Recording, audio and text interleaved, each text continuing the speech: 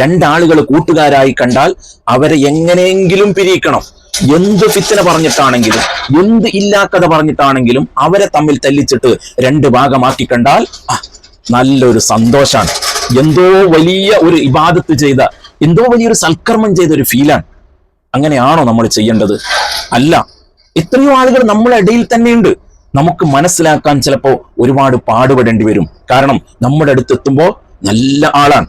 നമ്മളിൽ നിന്നും പല കാര്യങ്ങളും അവർ പറഞ്ഞുകൊണ്ട് മറ്റുള്ള ആളുകളെ കുറ്റം പറയിപ്പിക്കാൻ വേണ്ടി പ്രേരിപ്പിക്കും. എന്നിട്ടോ മറ്റുള്ള ആളുകൾ എടുത്തു പോയിട്ട് നിന്നെക്കുറിച്ച് ഇങ്ങനെ പറഞ്ഞിട്ടുണ്ട്, നിന്നെക്കുറിച്ച് ഇങ്ങനെ പറഞ്ഞിട്ടുണ്ട്, ഒരുപാട് കള്ളസത്യങ്ങളും ചെയ്യും. ഇതൊക്കെ നമ്മൾ കാണേണ്ടതാണ്, നമ്മുടെ ജീവിതത്തിൽ നടന്നുകൊണ്ടിരിക്കുന്നതാണ്. അങ്ങനെ ഒരിക്കലും ആവാൻ പാടില്ല. നാവിനെ നമ്മൾ എപ്പോഴും സൂക്ഷിക്കണം. അസ്സലാമു അലൈക്കും വറഹ്മത്തുള്ളാഹി. പാപ്പരായവർ എന്ന് പറഞ്ഞാൽ ആരാ? നമ്മൾ സാധാരണ പറയാറില്ലേ, വലിയ പത്രാസോടുകൂടി നടന്ന ആളാണ്, ഇപ്പൊ ആകെ പാപ്പറായിപ്പോയി അല്ലെ? ഈ ഒരു ചോദ്യം ഹബീബായ റസൂലുള്ളാഹി സ്വല്ലല്ലാഹു അലൈഹി വസല്ലമ തങ്ങൾ അവിടുത്തെ സച്ചരിതരായ അനുയായികളായ സ്വഹാബത്തിനോട് ചോദിക്കുന്നുണ്ട്. മനിൽ മുഫ്ലിസു യാ സ്വഹാബ. മുഫ്ലിസ് എന്ന് പറഞ്ഞാൽ പാപ്പറായവർ എന്നാ. പാപ്പറായവർ എന്ന് പറഞ്ഞാൽ ആരാ സ്വഹാബത്തെ? സ്വഹാബത്ത് ഒരു സംശയത്തിനും ഇടയില്ലാതെ പറഞ്ഞു, ദിർഹമില്ലാത്ത, സ്വർണമില്ലാത്ത, വെള്ളിയില്ലാത്ത ആളുകളാണ്. അതുകൊണ്ടാണല്ലോ അന്ന് കച്ചവടം ചെയ്തിരുന്നത്. പൈസക്ക് പകരം അവർ അതാണല്ലോ ഉപയോഗിച്ചുകൊണ്ടുണ്ടായിരുന്നത്. അപ്പൊ അവര് പറഞ്ഞു, കച്ചവടത്തിനൊന്നും പൈസ ഇല്ലാത്ത, സ്വർണം വെള്ളിയൊന്നും ഇല്ലാത്ത ആളാണ് നബിയെ. അപ്പൊ റസൂലുള്ളാഹി സ്വല്ലല്ലാഹു അലൈഹി വസല്ലം തങ്ങൾ പറഞ്ഞു, നിങ്ങൾ മനസ്സിലാക്കിയ പാപ്പറായവർ അവരാണെങ്കിൽ യഥാർത്ഥ പാപ്പറായവർ അവരല്ല. ഇനി ഞാൻ പറയുന്നത് വളരെയധികം മനസ്സിലാക്കേണ്ടതുണ്ട്. കാരണം നമ്മുടെ ജീവിതവുമായി ഒരുപാട് ബന്ധപ്പെട്ട് കിടക്കുന്ന കാര്യങ്ങളാണ്. റസൂലുള്ളാഹി സ്വല്ലല്ലാഹു അലൈഹി വസല്ലം തങ്ങൾ പറയാണ്, ഒരു മനുഷ്യൻ അദ്ദേഹം ജീവിതത്തിൽ ഒരുപാട് സൽക്കർമ്മങ്ങൾ ചെയ്യുന്നുണ്ട്, നിസ്കാരമൊക്കെ കറക്റ്റാണ്, പാവങ്ങളെ സഹായിക്കുന്നുണ്ട്, സക്കാത്ത് കൊടുക്കുന്നുണ്ട്, പോരാത്തതിന് ഹജ്ജ് ചെയ്ത ഹാജിയാരാണ്, നാട്ടിലെ എല്ലാ നല്ല കാര്യങ്ങൾക്കും മുമ്പന്തിയിലാണ്, പള്ളിയുടെ എല്ലാ കാര്യങ്ങളും ചെയ്തു കൊടുക്കുന്നുണ്ട്. ഇങ്ങനെ നാട്ടിൽ അറിയപ്പെട്ട ഒരു ഹാജിയാരാണ്. നമ്മുടെ ഭാഷയിൽ പറഞ്ഞാൽ എല്ലാ കാര്യങ്ങൾക്കും എല്ലാ കാര്യത്തിലും ഇടപെട്ട് സഹായങ്ങൾ ചെയ്തു കൊടുക്കുന്ന ആളാണ്. അങ്ങനെ അദ്ദേഹം മരണപ്പെട്ടു. നമുക്ക് മനസ്സിലാകാൻ വേണ്ടി ഒരു ഹാജിയാര് എന്ന് നമുക്ക് പറയാം. അങ്ങനെ അദ്ദേഹം മരണപ്പെട്ട് അദ്ദേഹത്തിന്റെ ഹിസാബ് കഴിഞ്ഞു. അദ്ദേഹത്തിന് ഒരുപാട് അമലുകളുണ്ട്. അദ്ദേഹത്തിനെ സ്വർഗത്തിലേക്ക് കടത്തി അയക്കുകയാണ്.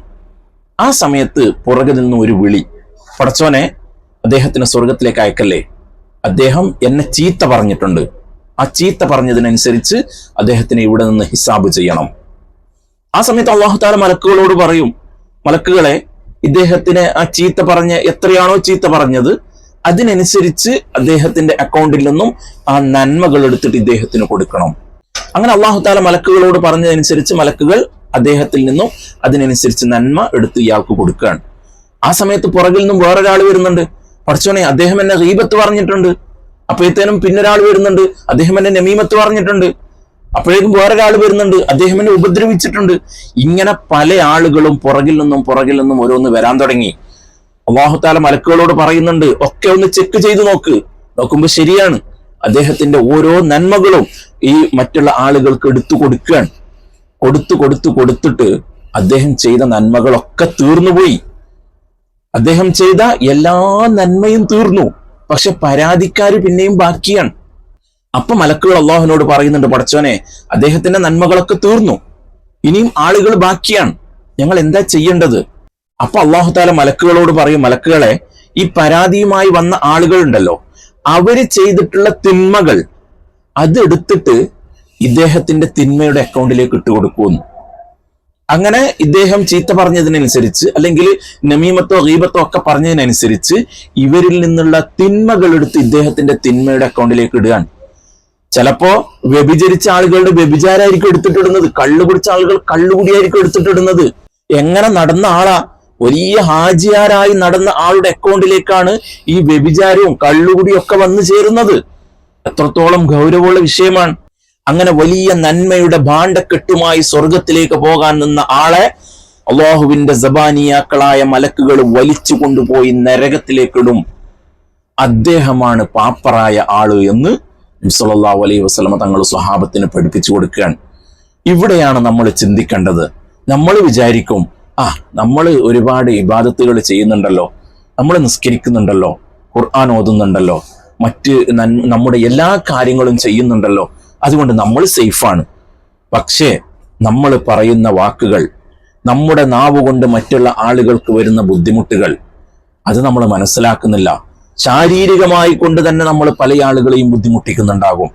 പക്ഷേ നാവ് കൊണ്ടുള്ള ബുദ്ധിമുട്ട്, അതാണ് ഏറ്റവും കൂടുതൽ നമ്മൾ നോക്കേണ്ടത്. നമുക്കറിയാലോ, അള്ളാഹുവിന്റെ റസൂൽ സല്ലല്ലാഹു അലൈഹി വസല്ലമ തങ്ങൾ പറഞ്ഞത്, എല്ലില്ലാത്ത 2 അവയവങ്ങളെ കൊണ്ട് നിങ്ങൾ തെറ്റ് ചെയ്യൂല എന്ന് എനിക്ക് വാക്ക് തന്നാൽ നിങ്ങൾക്ക് സ്വർഗം കൊണ്ട് ഞാൻ വാക്ക് തരാമെന്ന്. ഏതാ 2 അവയവങ്ങൾ? എല്ലില്ലാത്ത അവയവം, ഒന്ന് നാവും ഒന്ന് ഗുഹ്യസ്ഥാനവുമാണ്. ആ 2 അവയവങ്ങളെ കൊണ്ട് നിങ്ങൾ ഒരിക്കലും ഒരു തെറ്റും ചെയ്യൂല എന്ന് പറഞ്ഞാൽ നിങ്ങൾക്ക് ഞാൻ സ്വർഗം കൊണ്ട് ഉറപ്പ് തരാം. നമുക്ക് പറയാൻ പറ്റുമോ? നമ്മൾ എത്ര ആളുകളെ ഗീബത്ത് പറയുന്നുണ്ട്, നമീമത്ത് പറയുന്നുണ്ട്, ഫിത്നയും ഫസാദും പറയുന്നുണ്ട്, തമ്മിൽ തല്ലിക്കാൻ വേണ്ടി എന്തൊക്കെ ഇല്ലാക്കഥകൾ പറയുന്നുണ്ട്.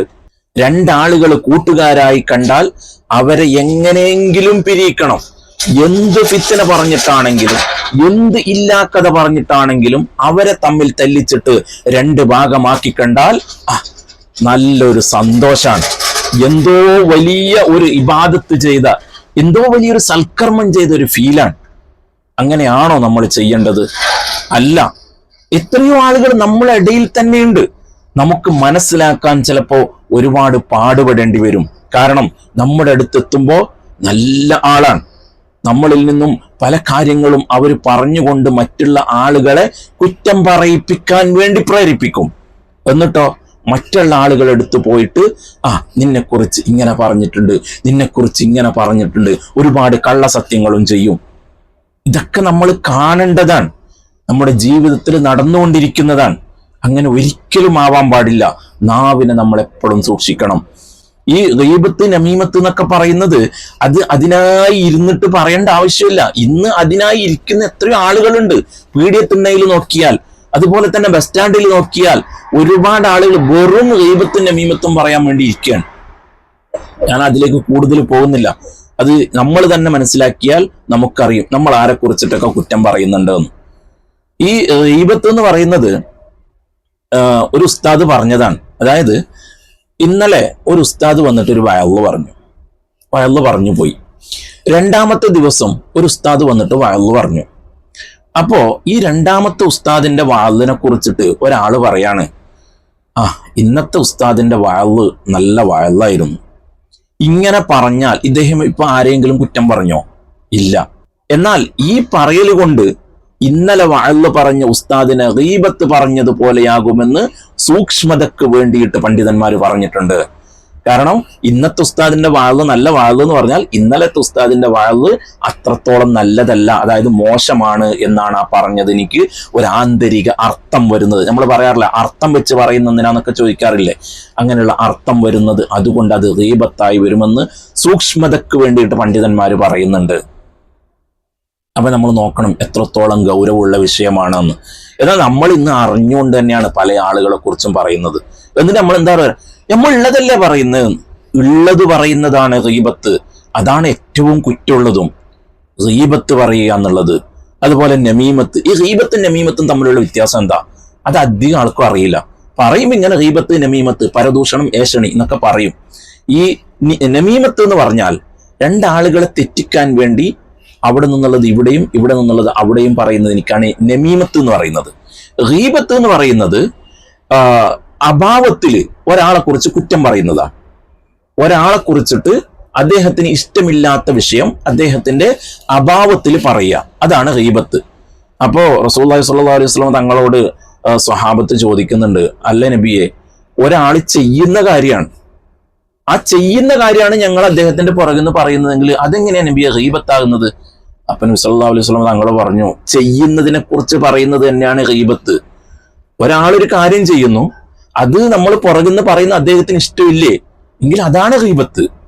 ഇനി അദ്ദേഹം ചെയ്യാത്തൊരു കാര്യത്തിനെ കുറിച്ച് പറയുകയാണെങ്കിലോ അത് കളവല്ലേ, അത് ഗീബത്ത്, അത് കളവാണ്.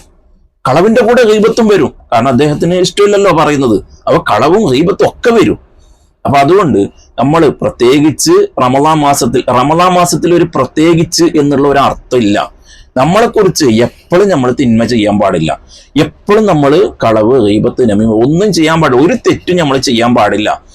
പിന്നെ ഈ പ്രത്യേകിച്ച് റമദാനിൽ ചില ആളുകൾ പറയും പ്രത്യേകിച്ച് റമദാനിൽ എന്ന് പറയുന്നുണ്ട്. റമദാനിൽ കുറ്റം ചെയ്താലും മറ്റുള്ള സമയത്ത് കുറ്റം ചെയ്താലും കുറ്റം തന്നെയാണ്. അതുകൊണ്ട് നമ്മളൊരു കാര്യം ചെയ്യുമ്പോൾ, നമ്മളൊരു കാര്യം പറയുമ്പോൾ അത് മറ്റുള്ളവർക്ക് ബുദ്ധിമുട്ടുണ്ടാകുമോ എന്ന് നമ്മളൊന്ന് ചിന്തിക്കണം. അത് ചിന്തിച്ചിട്ട് മാത്രമേ നമ്മൾ ചെയ്യാൻ പാടുള്ളൂ. ഉദാഹരണത്തിന് നമ്മുടെ വീടിന്റെ പറമ്പിലൂടെ ഒരാൾക്ക് നടന്നു പോകാൻ വഴി വേണമെന്ന് പറഞ്ഞാൽ അത് നമ്മൾ കൊടുക്കൂല. എൻ്റെ പറമ്പിലൂടെ നടക്കാൻ പാടില്ല എന്ന് പറയും. അതുപോലെ തന്നെ ഒരു കുടിവെള്ളം ചോദിച്ചാൽ എൻ്റെ കിണറ്റിൽ വെള്ളമില്ല, ഒന്ന് കുറച്ച് വെള്ളം കുടിക്കാൻ തരൂ. നിങ്ങൾക്ക് വെള്ളം കുടിക്കാൻ തന്നാൽ എൻ്റെ കിണറ്റിൽ വെള്ളം പറ്റിയാലോ, അത് തരാൻ പറ്റൂല എന്ന് പറയും. ഓ മനുഷ്യ, ഈ വെള്ളം കുടിക്കുന്നതിന് മുമ്പ് ആ നിന്ന നിൽപ്പിൽ വീട് മരണപ്പെട്ടു പോയാലോ? ഇതൊക്കെ വാരി വലിച്ച് ഖബറിലേക്ക് കൊണ്ടുപോകുന്നുണ്ടോ? ഇല്ലല്ലോ. ഇതൊക്കെ അള്ളാഹു താല തന്നതാ, ഇതൊക്കെ അള്ളാഹുവിൻ്റെതാണ്, നമ്മളതല്ല ഇതൊന്നും. നമ്മൾ പറയാറില്ലേ, ഒരു ക്വാർട്ടേഴ്സും കെട്ടിയിട്ടിട്ട് അതിൽ ഇരിക്കുന്ന ആളുകൾ അത് ഞങ്ങളുടെ ഔദാര്യത്തിൽ ഇരിക്കുന്നു എന്നുള്ള തോന്നലാണ് അവിടെ. അങ്ങനെയുള്ള ആ ഒരു തോന്നൽ നമ്മളെ മനസ്സിലേക്ക് വന്നാൽ ആ സമയത്ത് തന്നെ മരിച്ചു വീണു പോയാൽ ആ ക്വാർട്ടേഴ്സിന്റെ ഉത്തരവാദി അല്ലെങ്കിൽ ആ ക്വാർട്ടേഴ്സിന്റെ അധികാരി നീയല്ല, നീ കൊണ്ടുപോകില്ല, ഖബറിൽ കൊണ്ടുപോകില്ല. അതൊന്നും അതിനൊക്കെ അവകാശികൾ വേറെ വന്നു. മക്കള് അടിപിടിയാണ് അവിടെ. ആ ക്വാർട്ടേഴ്സ് എനിക്കാണ്, ഈ ക്വാർട്ടേഴ്സ് എനിക്കാണ്. പിന്നെ അതിലുള്ള തലച്ചൂടാണ് ഖബറിൽ. കൂടുതൽ ഞാൻ പറയാൻ പോകുന്നില്ല. അല്ലാഹു തആല കാക്കട്ടെ. ആമീൻ യാ റബ്ബൽ ആലമീൻ. റമളാൻ മാസമാണ്. ഒരുപാട് ഇബാദത്തുകൾ ചെയ്യാൻ നമുക്കൊക്കെ അല്ലാഹു തആല തൗഫീഖ് നൽകട്ടെ. നമ്മൾ 2 മാസം മുമ്പ് തന്നെ അല്ലാഹുമ്മ ബാരിക് ലനാ ഫി റജബിൻ വ ശഅബാൻ വ ബല്ലിഗ്നാ റമളാൻ എന്ന് പറഞ്ഞിട്ട് ദുആ ചെയ്തതാണ്. അങ്ങനെ അല്ലാഹു തആല നമുക്ക് തന്ന പരിശുദ്ധ മാസമാണ് റമളാൻ. ഒരുപാട് ഇബാദത്തുകൾ ഇഖ്ലാസോടുകൂടി ചെയ്യാൻ നമുക്കെല്ലാവർക്കും അല്ലാഹു തആല തൗഫീഖ് നൽകുമാറാവട്ടെ. നമ്മെ ആരെയും അല്ലാഹു തആല നാളെ മുഫ്ലിസിൽ ഉൾപ്പെടുത്താതിരിക്കട്ടെ. ആമീൻ യാ റബ്ബൽ ആലമീൻ. അസ്സലാമു അലൈക്കും വറഹ്മത്തുള്ളാഹി.